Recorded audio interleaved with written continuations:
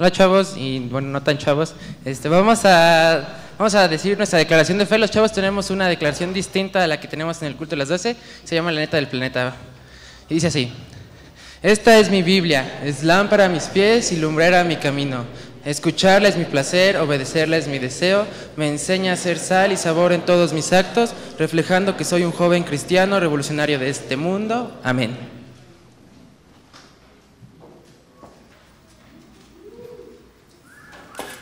Ya, chavos. Vamos a orar para comenzar este sermón de esta tarde. Oremos. Padre Santo, te damos gracias, Señor, por este día que nos das. Gracias porque nos permites estar aquí reunidos, bendito Dios. Y gracias también, Señor, porque nos permites encontrarnos con tu palabra, Señor. Nos permites encontrar bendición en medio de las circunstancias de vida que nos permites tener, pero sobre todo, mi Dios, porque nos permites encontrar bendición aquí en el culto, Señor. Sabemos que tú quieres hablarnos, sabemos que tú tienes algo que decirnos, Señor. Por favor, usa tu palabra, Señor, para enseñarnos aquello que quieres mostrarnos en esta tarde. Todo esto te lo pedimos en el bendito nombre de tu Hijo Jesucristo. Amén. Ahí te lo paso. Gracias. Amén.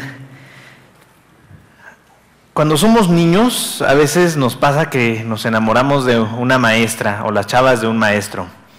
El Paz cuenta que él tenía el problema de que si se enamoraba de sus maestras, él ya sabía que no le podían corresponder porque él estudió en una escuela de monjas. Entonces, pues estaba difícil, ¿no? A mí no me pasó jamás que me enamorara de una maestra así del verbo de ¡ay, qué guapa maestra! Creo que todas mis maestras eran de otro estilo. Pero sí tuve algunas maestras favoritas y algunos maestros favoritos. Por ejemplo, tuve una maestra en secundaria, ella era maestra de literatura y a mí me gustaba mucho leer. Entonces era mi clase favorita y ella nos contaba la Ilíada y yo ya había leído la Ilíada en una versión infantil. Entonces yo era el que interrumpía y decía, no, mires, porque ahí pasaba esto, que no sé qué. Y entonces me llevaba muy bien con ella. Luego tuve otra maestra de biología que nos enseñó el creacionismo. Resultó después que ella no era cristiana, pero era creacionista porque consideraba que la evolución pues, no llena el ojo de la ciencia, y tiene razón. Y una maestra de matemáticas en la prepa, me acuerdo con la pastora, ella era maestra de inglés y pues sí era mi maestra favorita la pastora, pero yo era su alumno favorito de esa maestra porque era la clase de matemáticas y yo parecía que era el único que sabía contar más de 10. En una ocasión le dijo a la pastora que si no fuera por mí ya se habría suicidado porque no le salían los conjuntos con los demás compañeros y así, etcétera, etcétera. Y posiblemente mi maestro favorito o el maestro que más cosas me ha enseñado así, y sin que suene así como que le estoy haciendo la barba o algo así, pues ha sido mi papá, porque pues, mi papá me enseñó casi todo lo que sé, incluso a predicar. Cuando llegué al seminario yo ya sabía predicar por lo que aprendí de él, entonces antes de que tomara yo las clases de predicación en el seminario, a veces cuando surgía alguna necesidad de que pedían que alguien predicara, me mandaban a mí, porque yo ya sabía predicar gracias al Paz y aún en el seminario yo digo que no lo hacía tan mal. Me enseñó a leer la Biblia de la manera correcta, me enseñó fútbol, me enseñó nudos, me enseñó a trabajar con piel, me enseñó un montón de cosas. Yo ahora a Leonel le puedo hacer un montón de cosas, de juguetes, porque el Paz me enseñó carpintería. Le puedo hacer muebles porque el Paz me enseñó eso, me enseñó a cambiar llantas. Sé que a mi hermano no le tocó esa enseñanza o no sé, pero a mí sí me tocó todavía. Creo que hasta me enseñó a afinar un bocho. No me acuerdo exactamente cómo es, pero en alguna ocasión que él tuvo que afinar el bocho que teníamos, un bocho 68, yo estaba ahí con él y pues tomé la lección, tengo el diploma, pero no me acuerdo cómo se hace. Pero esto me sirve para enseñar una cosa, chavos. Dice la palabra de Dios que Dios es nuestro Padre. Y yo me imagino que cuando dice que Dios es nuestro Padre, incluye este asunto de enseñanza, incluye este asunto de mentoría. Los seres humanos somos una especie animal, por decirlo así medio científicamente, que dependemos de nuestros padres por mucho tiempo. Ustedes ven en los programas de televisión de Discovery o de canales así de la naturaleza, un ñu nace y a las 4 horas de que nace ya alcanzó la plenitud física, ya corre a la misma velocidad que todos los demás ñus de la manada y se van en estampida por todo el África y ahí va el ñu, 4 horas de nacido y los alcanza. Las jirafas, cuando nacen, pues nacen de más o menos 2,5 metros, caen, se dan el soparrazo y luego se levantan. Los animales regularmente cuando nacen muy pronto se pueden independizar. en muy pocos años ya son capaces de sostenerse a sí mismos. Cocodrilos, serpientes, ya son mortales en cuanto nacen. Y dicen por ahí que las víboras saben que son mortales en cuanto nacen, porque las víboras bebés, si te ven, inmediatamente te van a atacar a matar. Las víboras ya más adultas, ya más grandecillas, si ustedes ven algún día una cascabel y es más de este tamaño, se va a escapar de ustedes, no tengan problema, pero si ven una cascabel de este tamaño, los va a atacar en cuanto los vea, porque las bebés son además orgullosas y creen que son la cosa más mortal del universo y andan atacando a todo. Los seres humanos no. Cuando somos niños, dependemos totalmente de nuestros padres. Si no está un padre cerca, nos morimos en poco tiempo. Hace poco, mi hijo Leonel, iba yo a sacar a pasear a la perrita que tenemos, y Melanie estaba en la casa, pero se quedó dormida, y ya cuando yo me iba a ir, de pronto veo que Leonel viene atrás de mí, o sea, se salió. Él dijo, no, pues voy a pasear con mi mamá, mi mamá está dormida, voy a ir con mi papá. Me dio un miedo porque dije, ¿dónde este cuate se hubiera salido sin mí? Y si hubiera ido por la calle, al rato toma un pecero y quién sabe dónde llega. Dependen mucho de nosotros los hijos, y así somos los seres humanos. Más aún, gracias a la modernidad, un joven depende mucho más tiempo de sus padres de lo que pasaba en el pasado. En la Edad Media, por ejemplo, un joven de 19, 20 años que ya tenía fuerza física para trabajar la tierra, se podía independizar, se podía casar y hacer su propia familia. Y por eso en la Edad Media y en otros tiempos antiguos la gente se casaba más joven, especialmente las mujeres. El día de hoy no, a los 19 años uno no sabe ni cómo se paga el seguro, no sabe ni cómo hacer el trámite de la credencial de elector y ya nos andan pidiendo que elijamos gobernantes. O sea, hoy en día somos todavía más dependientes por más tiempo de otras personas que nos enseñen, que nos guíen, que nos den buenos consejos. La palabra de Dios dice que Dios es nuestro Padre. Y tiene que ver con esta idea, tiene que ver con que dependemos de Él. Si no nos sentimos como sus hijos chiquitos, que dependen de su papá, que requieren que su papá les enseñe, entonces no estaremos teniendo una relación correcta con Él. En la adolescencia hay así como una especie de rebeldía con respecto a los padres que tenemos arriba de nosotros, es decir, papás, maestros, autoridades, etcétera. Y como que hay una especie de desencanto. Yo siempre he dicho que como el papá de Lee y mío, o sea, el pastor Gilberto Gutiérrez, como es tan chido, ese desencanto nos tardó un buen rato en llegar. O sea, la mayoría a los 12, 13 años ya se desencantan con su papá. A Lee y a mí nos pasó por ahí de los 18, 19, porque nos costó más trabajo encontrarle defectos. ¿Ya les pasó? A mí no.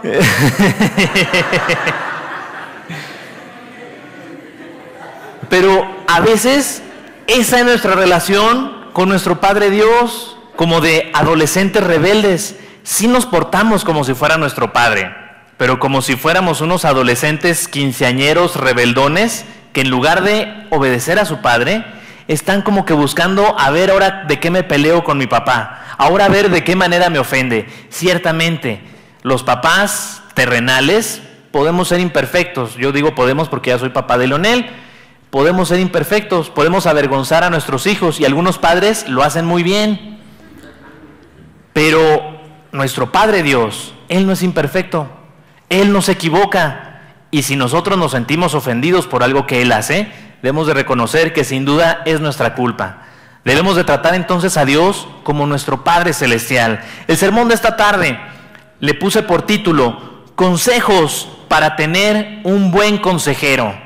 Y no me refiero a los consejeros de jóvenes, sino me refiero al consejo de Dios que Dios da a través de nuestros padres, pastores, consejeros de jóvenes, maestros, incluso otros jóvenes mayores que yo, mayores que ustedes, que me pueden enseñar. Vamos a leer Proverbios 24, 13 al 20. Consejos para tener un buen consejero.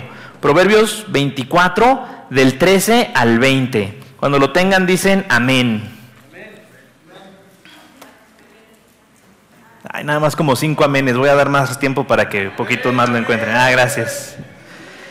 Proverbios 24, y vamos a leer versículos 13 al 20. Sospecho que la mayoría de ustedes a lo mejor traen la Reina Valera 60 o algo así, entonces déjenme a mí leerlo. Yo traigo la Nueva Versión Internacional, ya lo he dicho muchas veces, me gusta más la poesía de la Reina Valera, pero a veces la poesía es lo que hace que no entendamos a plenitud lo que nos dice. Este no está tan bonito, pero por el lenguaje un poco más moderno, tal vez se entienda un poco mejor la idea. Dice así la palabra de Dios, Proverbios 24, 13 al 20, dice así: come la miel, hijo mío, que es deliciosa, dulce al paladar es la miel del panal. Así de dulce sea la sabiduría a tu alma. Si das con ella, tendrás buen futuro. Tendrás una esperanza que no será destruida. No aceches cual malvado la casa del justo, ni arrases el lugar donde habita, porque 7 veces podrá caer el justo, pero otras tantas se levantará. Los malvados, en cambio, se hundirán en la desgracia. No te alegres cuando caiga tu enemigo, ni se regocije tu corazón ante su desgracia. No sea que el Señor lo vea y no lo apruebe, y aparte de él su enojo. No te alteres por causa de los malvados, ni sientas envidia de los impíos, porque el malvado no tiene porvenir, la lámpara del impío se apagará. Amén.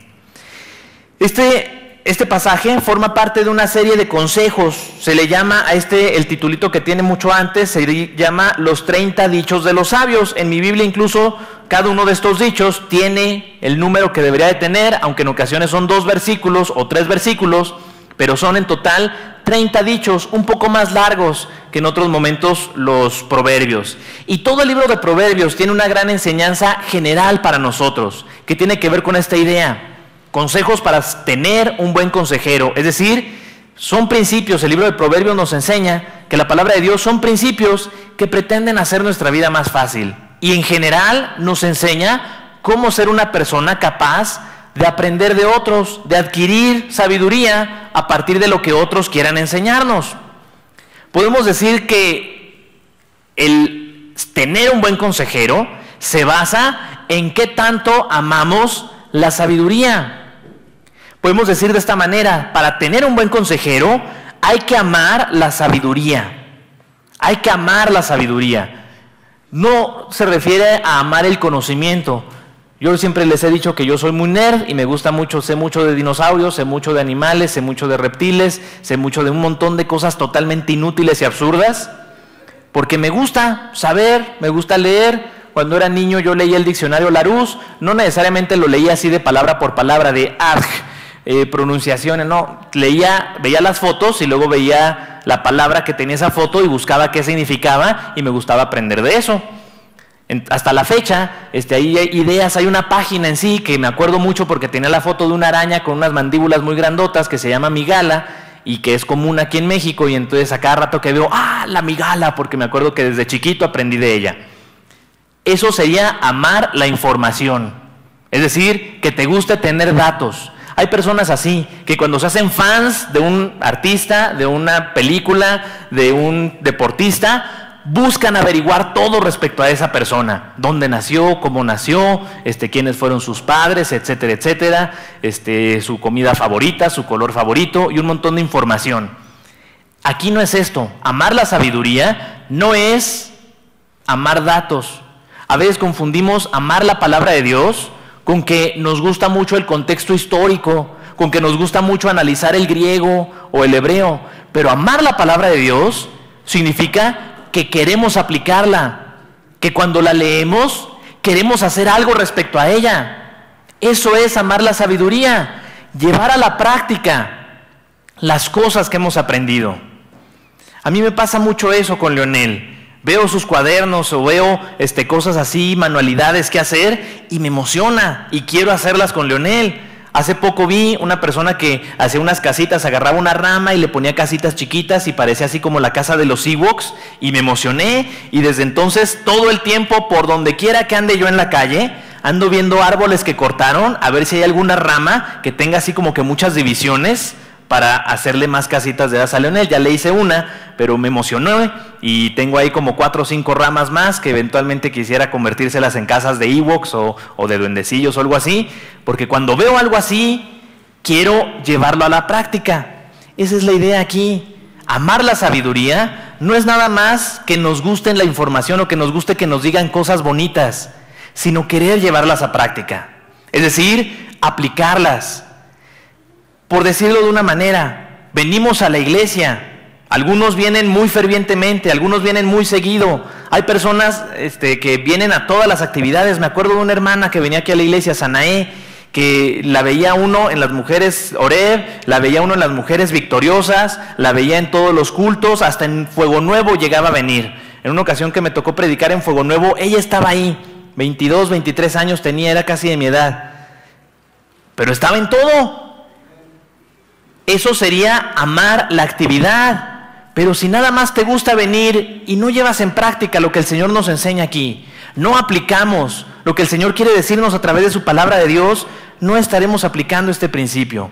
En primer lugar, para tener un buen consejero, hace falta amar la sabiduría, es decir, querer poner en práctica las cosas que aprendemos, querer llevarlas a cabo.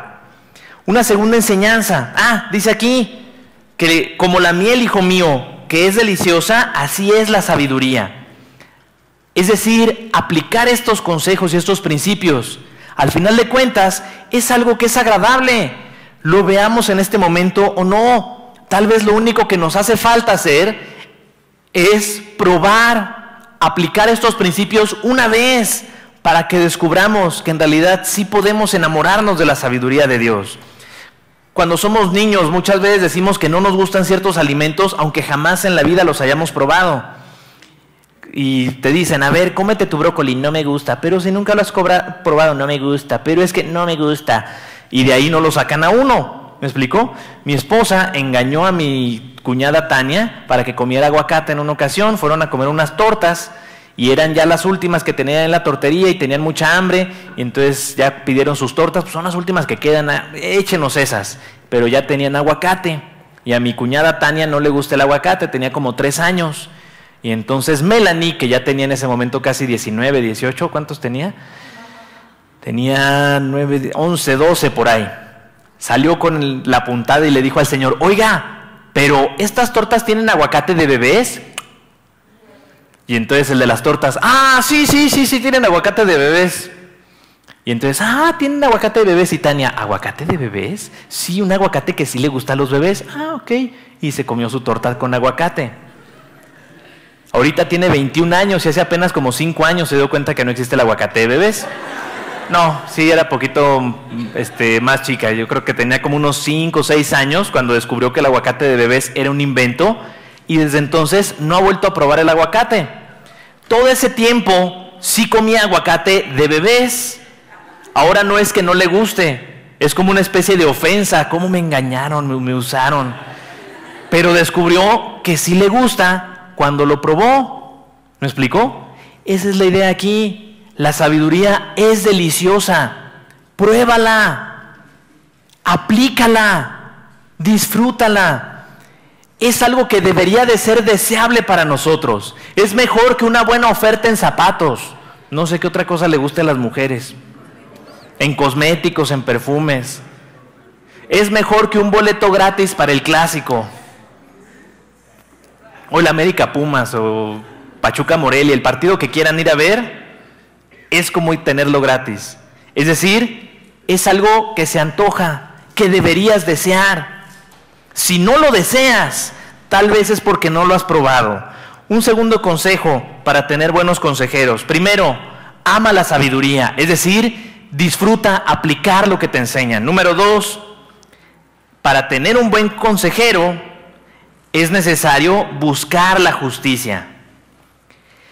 A veces creemos que buscar la justicia se refiere a saldar deudas. Es decir, que todos estemos parejos, o todos coludos o todos rabones, dicen por ahí un refrán. Es decir, a veces creemos que justicia sería eso, que todo esté igual. De hecho, creo que esta es una de las razones por las que los calvinistas creen que los que no creemos en el calvinismo decimos que es injusto.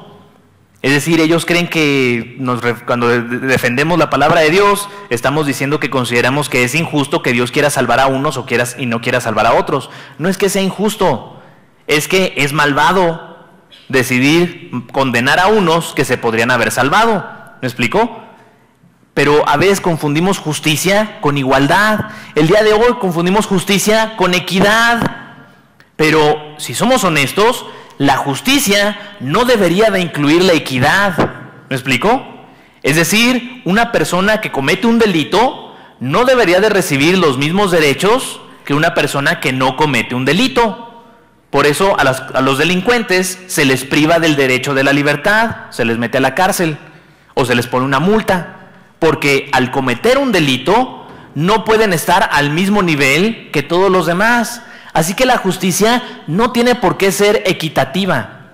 La justicia se refiere a lo que es correcto o lo que es incorrecto, a lo que es bueno o lo que es malo, y cómo hacer que los que están haciendo lo que es malo reciban una consecuencia justa, propia a lo malo que están haciendo. Y en este sentido es en donde quiero que nos centremos. Dice aquí el pasaje: no aceches cual malvado la casa del justo, no arrases el lugar donde habita, porque 7 veces podrá caer el justo, pero otras tantas se levantará. Los malvados, en cambio, se hundirán en la desgracia.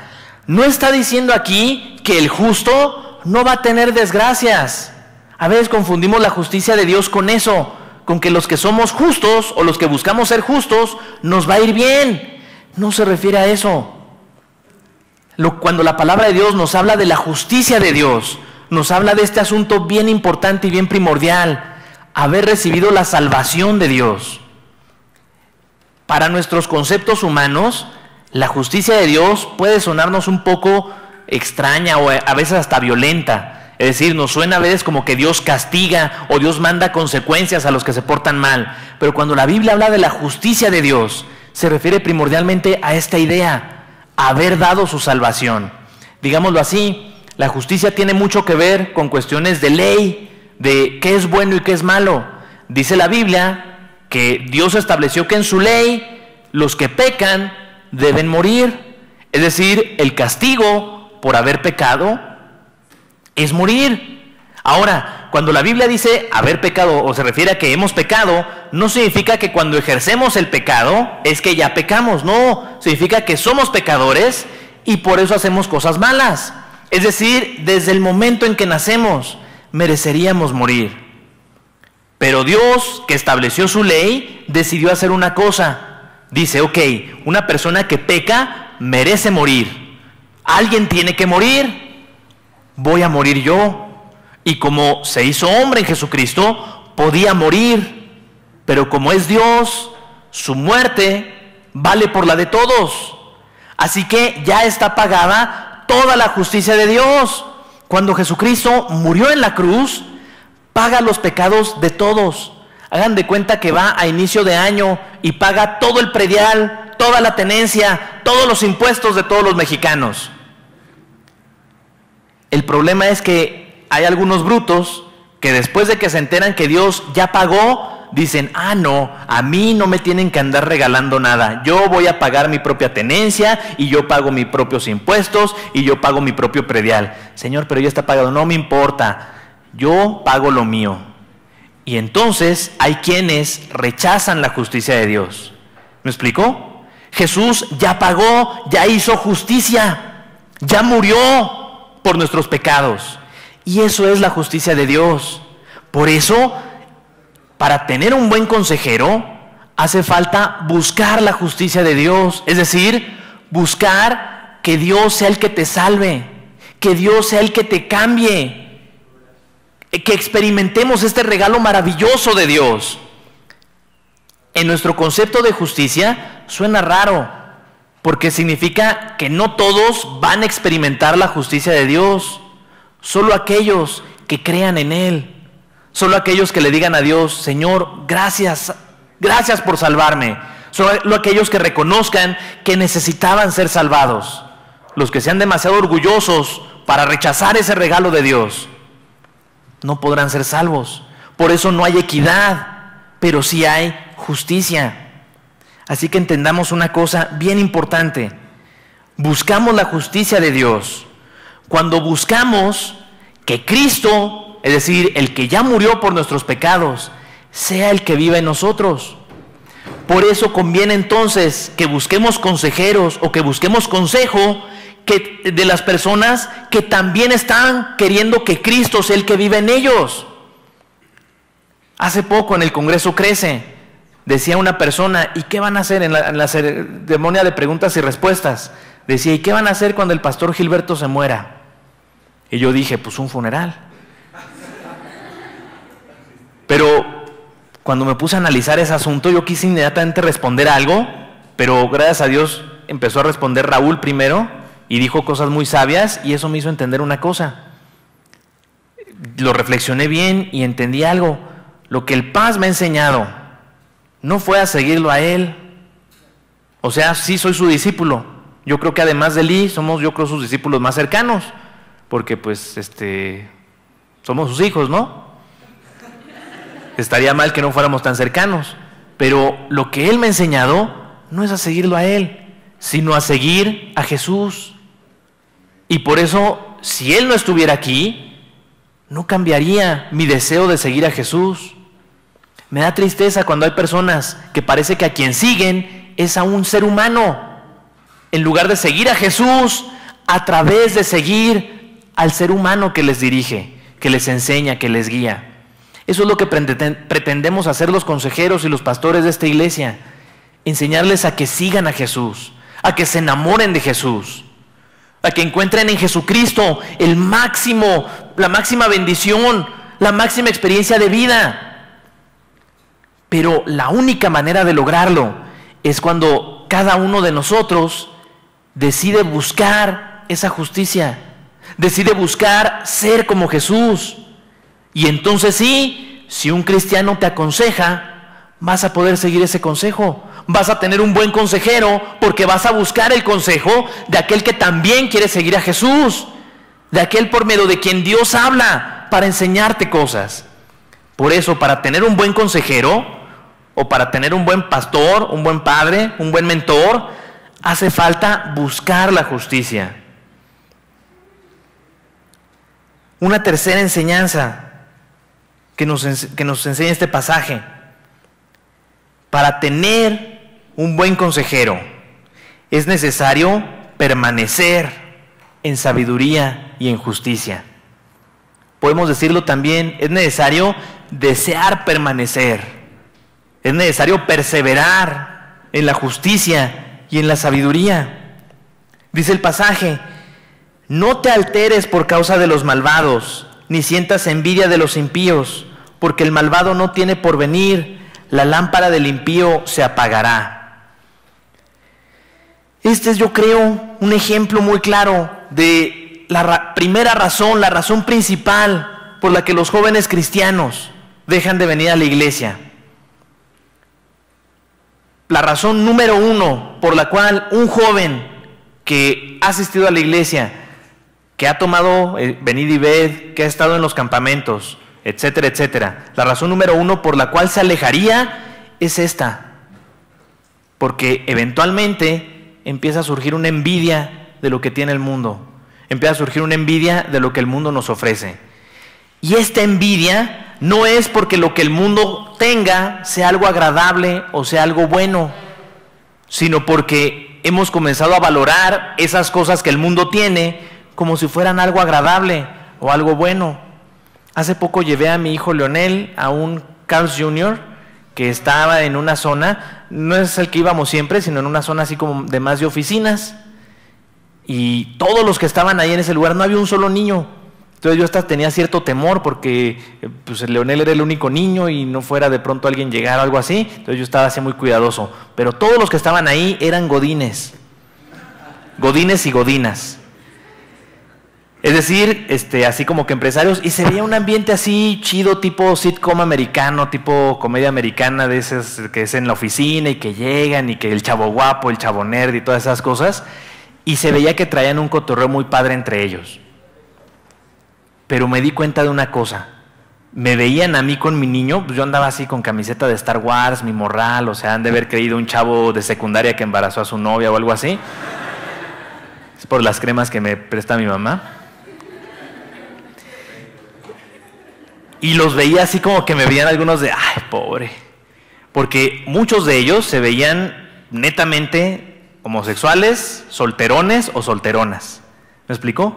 Hay esta idea en el mundo el día de hoy, como que personas de mi edad, 30 y tantos años, que ya tienen familia, que ya tienen hijos, como que pobrecitos.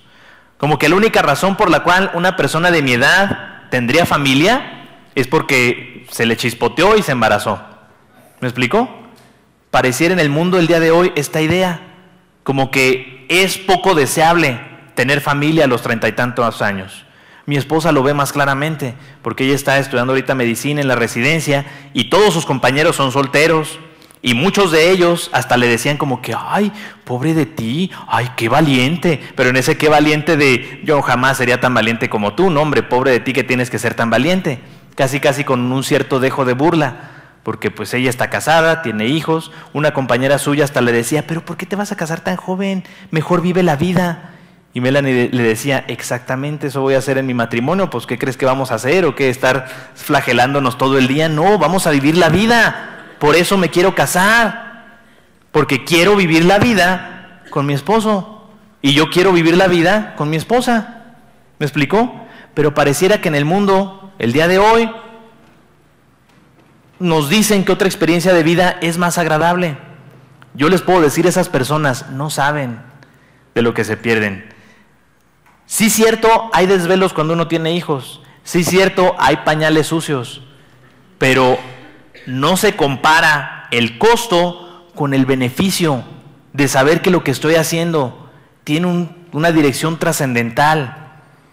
La primera vez que le compartí a Leonel el Evangelio, cuando le dijimos a Leonel, estábamos poniendo un nacimiento y le dijimos que Jesús vino a la tierra, que es el Hijo de Dios y que puede vivir en nuestro corazón, y le dijimos que le pidiera a Dios que viviera en su corazón, y él dijo, sí quiero, eso quiero.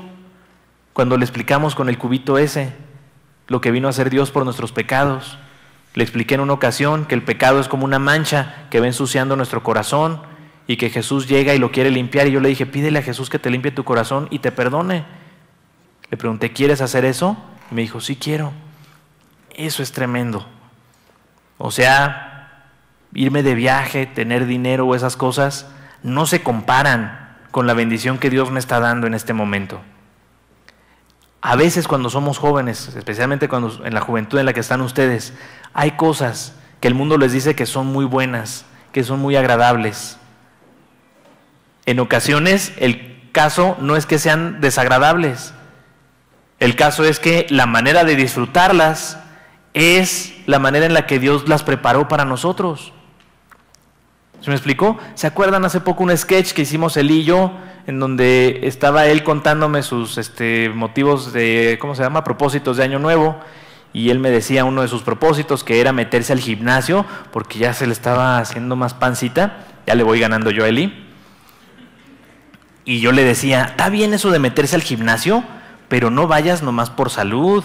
O sea, ve para ponerte así bien fortachón y puedas andar con un montón de chavas. Busca un gimnasio en donde van esas muchachas que nomás van a ligar, que nomás van a presumir el cuerpazo. A ese gimnasio ve. Y luego él me decía, bueno, está bien. También quiero conseguir un trabajo para ayudarle a mi mamá, porque pobrecita batalla mucho. Y yo le dije, está bien, consigue un trabajo, pero no para ayudar a tu mamá. Consigue un trabajo, pero para que tengas tú tu propio dinero y ya no tengas que pedirle dinero a tus papás y entonces ya no te pueden ordenar. Y eventualmente tú puedes hacer lo que quieras porque ahora tú te pagas solo, ahora tú te mandas solo. Y él decía, no, pues sí. A veces así le hace el mundo. Lo que nos ofrece no es necesariamente algo malo o perverso, pero nos ofrece una mala manera de usarlo. Nos ofrece una manera incorrecta de usarlo, que es lo que se convierte en una destrucción para nuestra vida, que es lo que se convierte en un daño. Y eso es lo que a veces nos hace que nos alejemos del Señor, cuando tenemos envidia de lo malo, cuando comenzamos a desear lo que está mal, lo que nos destruye, lo que nos daña. Un misionero americano cuenta una experiencia.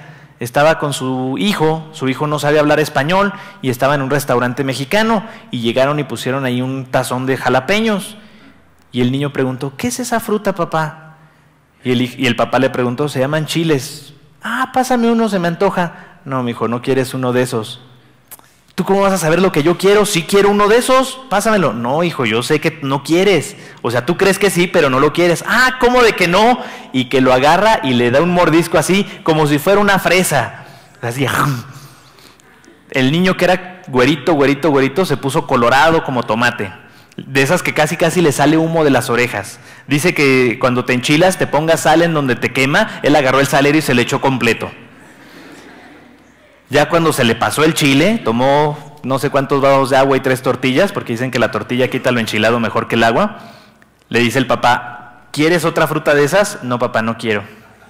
¿Verdad que no querías? No, no quería, papá. La palabra de Dios nos enseña lo que está bien y lo que está mal.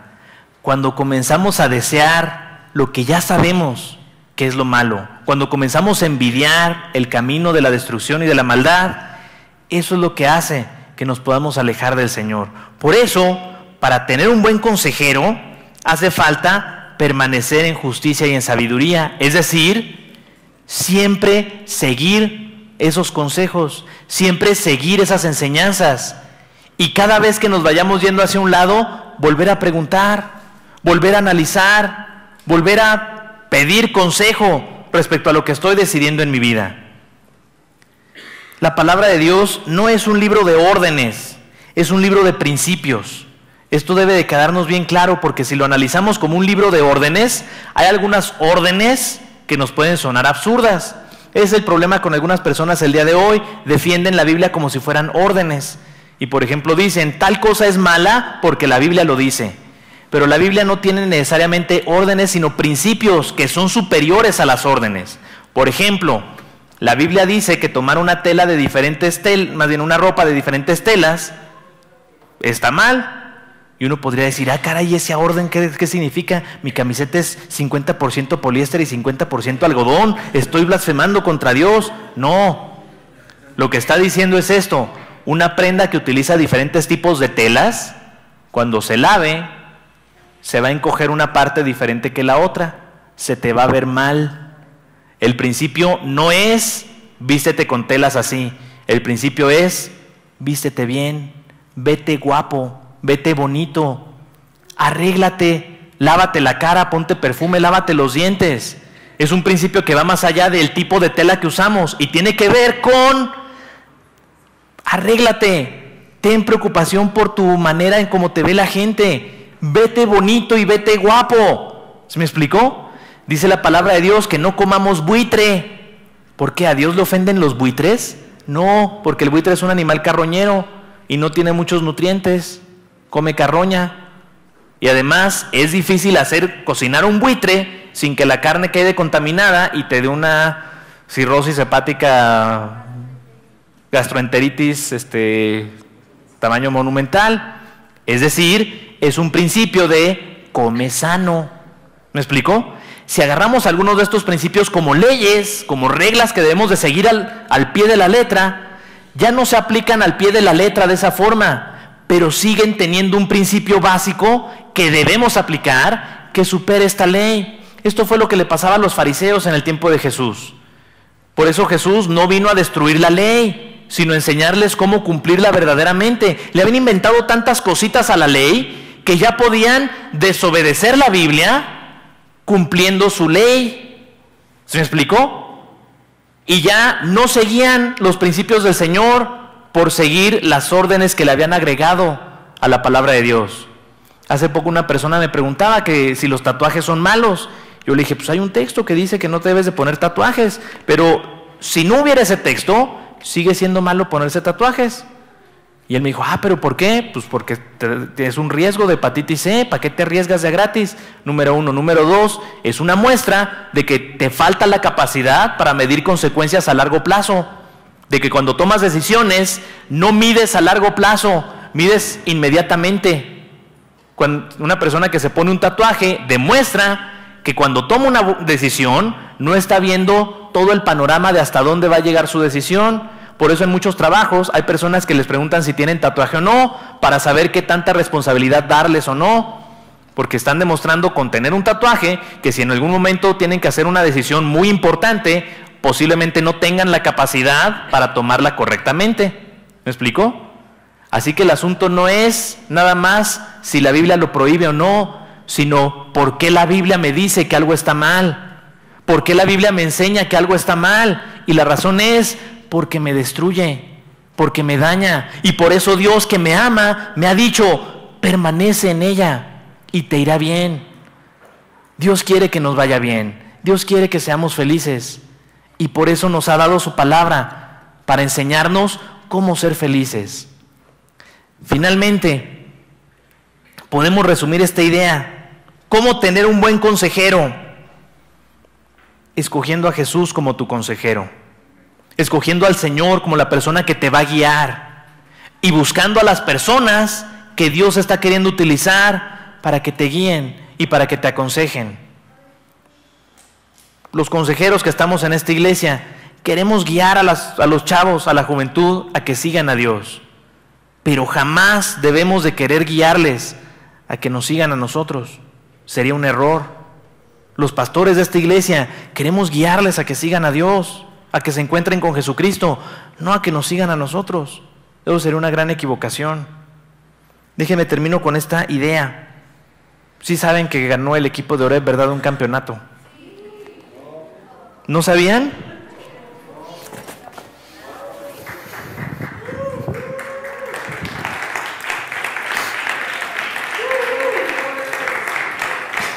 Lo quise traer porque quería decirles una cosa. Al principio del torneo no nos estaba yendo muy bien.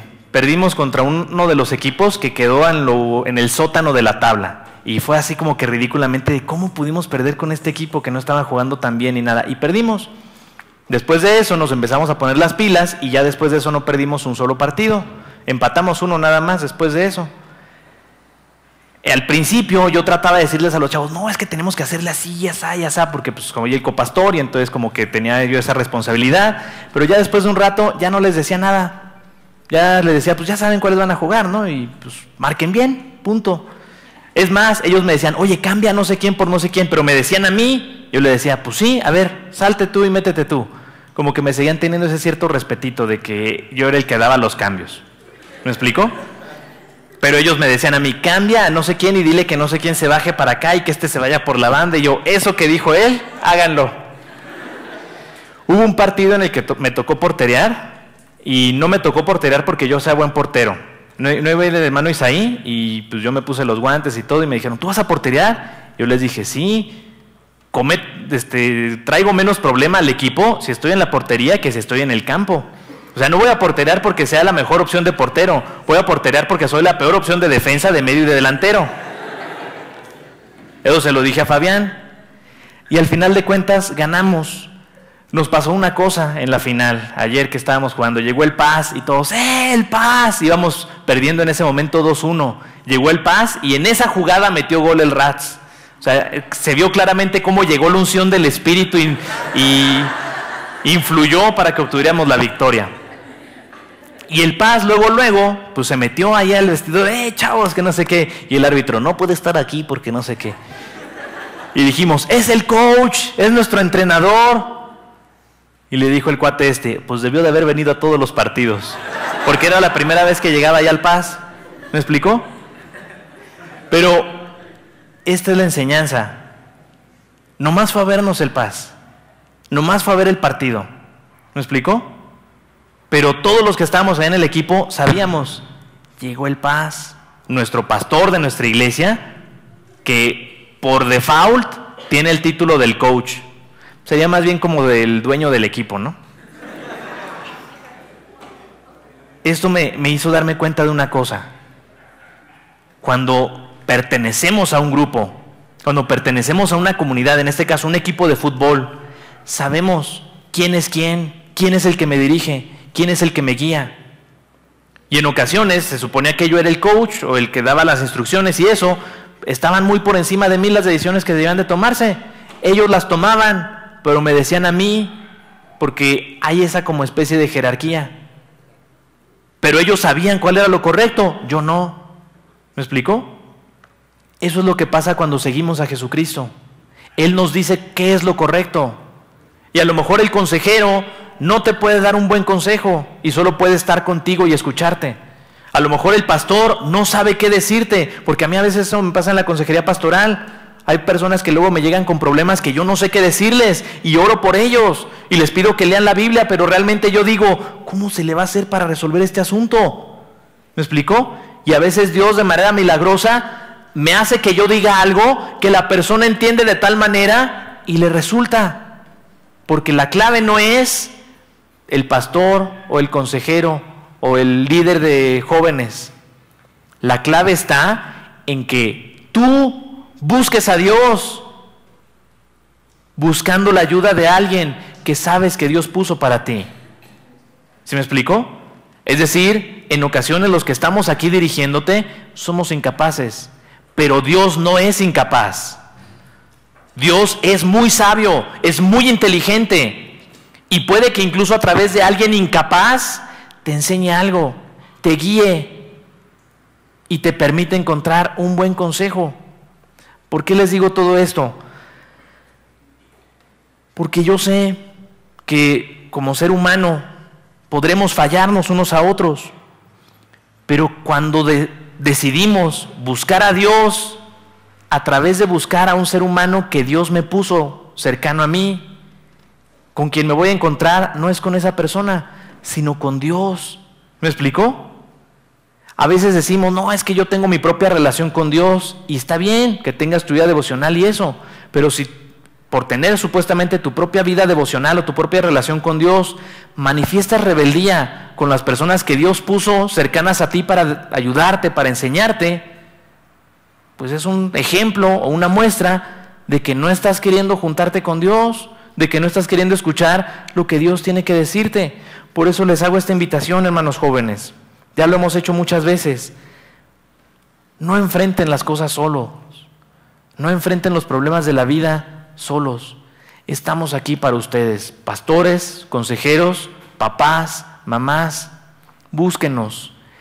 No porque nosotros tengamos algo que ofrecerles, sino porque cuando buscan a alguien así, es una manifestación de que quieren encontrarse con Dios y Dios hará algo en su vida.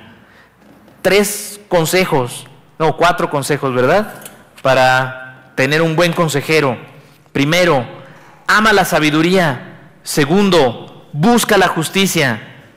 Tercero, si eran 3, permanece en la justicia y en la sabiduría. Es decir, continúa siguiendo estos principios. Y todo esto se resume en una cosa: busca en el lugar correcto.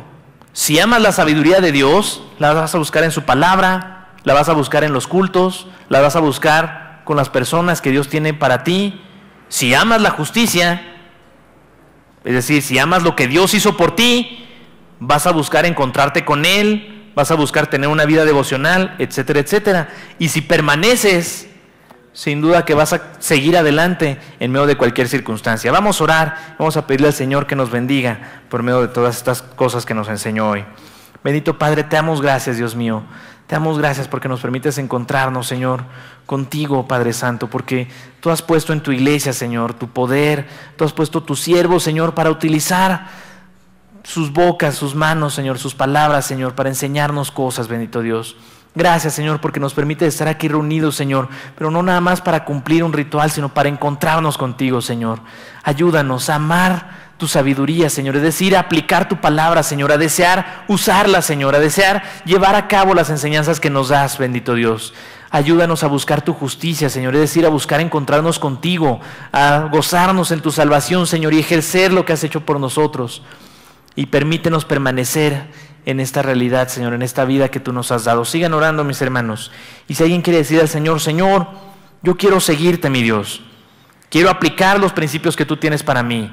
Quiero buscar los principios que tú tienes para mí. Y quiero seguirte siendo un buen discípulo, siendo un buen alumno, siendo un buen hijo. Quiero seguirte, Señor. Quiero que me enseñes, que me guíes. Y quiero obedecerte. Si alguien quiere decir al Señor esto en esta tarde, le invito a que levante su mano ahí en su lugar. Me permita orar por usted. Dios te bendiga, pequeño. Dios te bendiga, Dios te bendiga. Dios les bendiga, jóvenes también que están tomando esta decisión. Dios te bendiga, hermana. Dios les bendiga. Sigamos orando y digámosle estas cosas al Señor ahí en nuestro lugar. Padre Santo, bendícenos, Dios mío. Ayúdanos a seguirte, Señor, a través de las enseñanzas, de los principios y de las personas que tienes a nuestro alrededor, bendito Padre. Guíanos, Dios mío, para poder encontrar la plenitud de vida que tienes para nosotros, Señor. Y sobre todo, mi Dios, te pedimos que hagas realidad tu voluntad en nuestras vidas, Señor, que nos permitas experimentar esta vida de victoria, Señor. Todo eso te lo pedimos en el nombre de Jesús. Amén.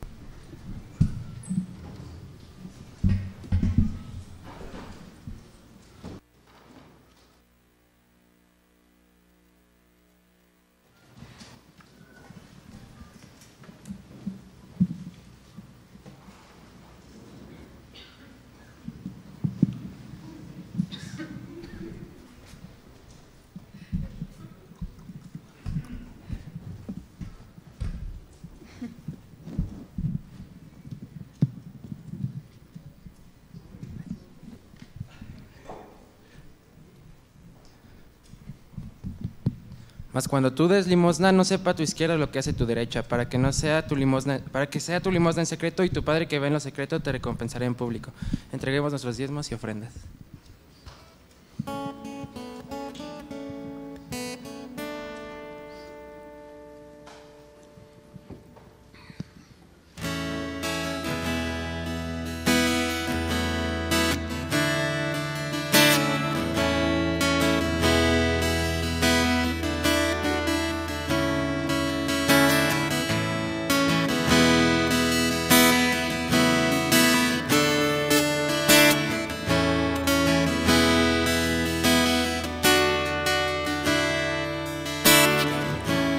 ¿Quién tengo en el cielo sino a ti? Si estoy contigo, nada deseo en la tierra. ¿A quién tengo en el cielo sino a ti? Si estoy contigo, nada deseo en la tierra. Podrán desfallecer mi cuerpo y mi espíritu, pero tú fortaleces mi corazón. Tú eres mi herencia eterna. Tú eres mi herencia eterna. Tú eres mi herencia eterna. Tú eres mi herencia eterna. Acercarme a ti es el bien.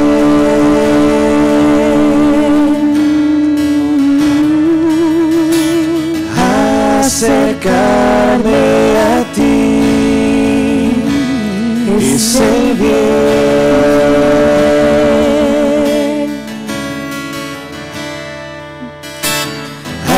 Acercarme a ti es el bien. Tuyo soy. Ven, toma mi corazón a ti. Anhelo escuchar tu voz. Mi vida te entrego hoy.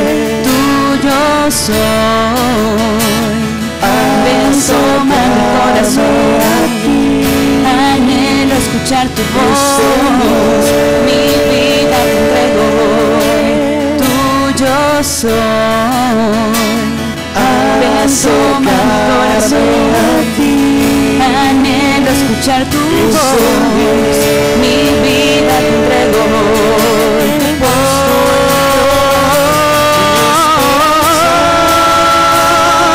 Mi esperanza, mi vida entrego, Señor. Mi esperanza,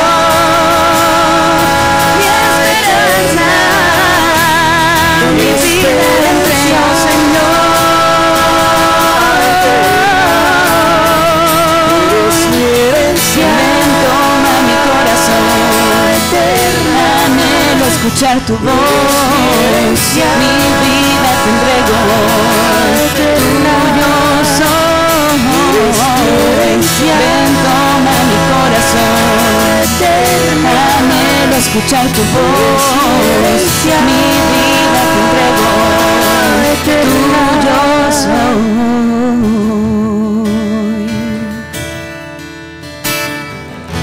¿A quién tengo en el cielo sino a ti?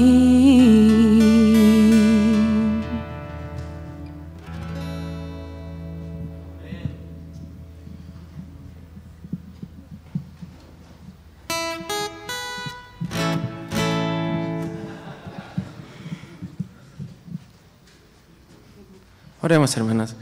Dios, te damos muchas gracias por estos diezmos y ofrendas que nos permites dar, Señor. Gracias porque tú siempre nos provees, Señor. Bendice a los que no pudieron dar, Señor, y para que la próxima vez podamos entregarte con amor. En Cristo Jesús te agradecemos. Amén.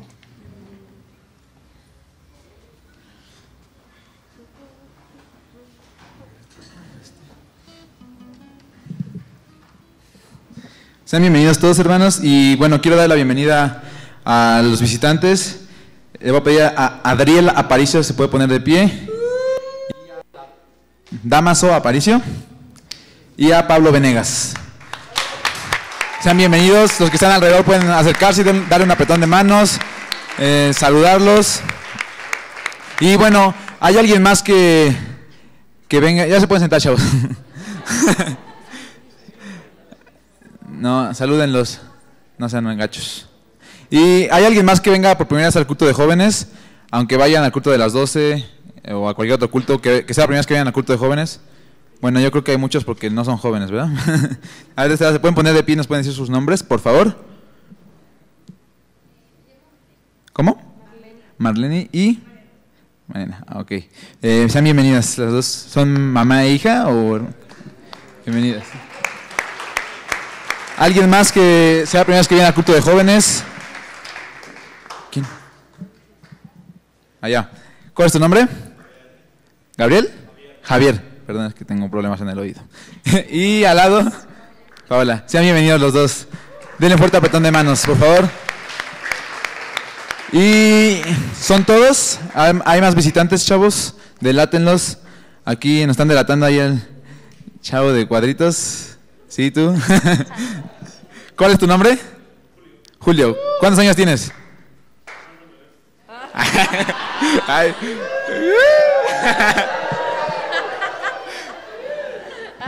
25. Bienvenido. ¿Y hay alguien más a quien quieran delatar? Allá. Aquí hay... ¿Cuál es tu nombre, perdón? Diego. ¿Cuántos años tienes?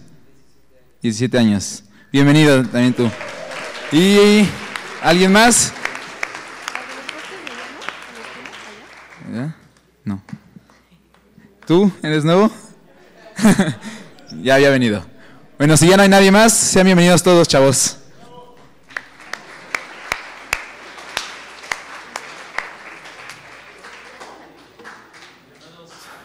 Bueno, le voy a pedir a todos los hermanos que se bautizaron que pasen aquí al frente. Sí, por favor, tenemos un obsequio para ustedes y queremos orar también por esta nueva etapa en sus vidas.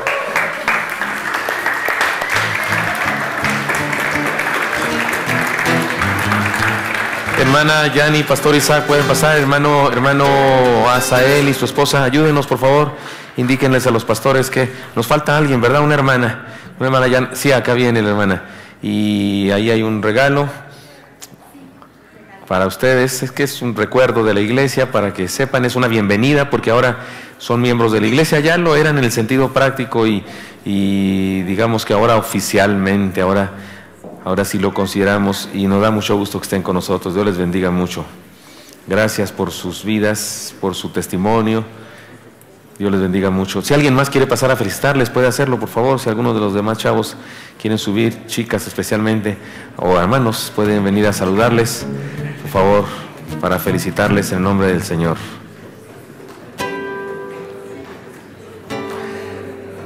¿Cuántos vinieron a este culto porque había bautismo? Si se iba a bautizar algún familiar, amigo, y si no, no hubieran venido, levante su mano, por favor. Bueno, gracias por su sinceridad. No, no es cierto. Qué bueno que vinieron. Qué bueno que vinieron. ¿Cuántos son parientes de los bautizados? Levante su mano. Sí, también. ¿Quién es su pariente, hermana? Soy bisabuela de Ándele. Es cierto.